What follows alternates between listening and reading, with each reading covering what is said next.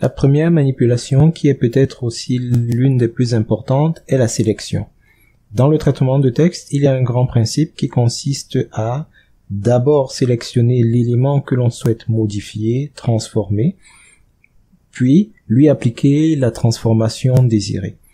La procédure est exactement la même dans le cadre des éléments graphiques, ce qui veut dire que si on veut modifier un texte graphique, comme le texte graphique qui est en rouge, il faudrait commencer par le sélectionner. Si on voudrait modifier l'apparence de notre cercle, qui est sur la deuxième page de notre feuille, il faudra commencer par le sélectionner.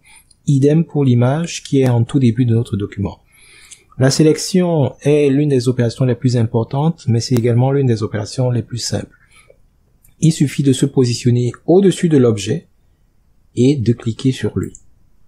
Lorsque on a cliqué sur l'objet, des poignées vont apparaître aux différentes extrémités du document, ou plutôt de l'objet, extrémité supérieure gauche, extrémité supérieure droite, extrémité inférieure gauche, extrémité inférieure droite, mais également sur les côtés latéraux et verticaux.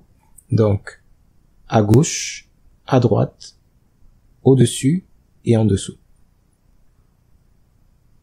Le principe est le même, quelle que soit la forme sélectionnée.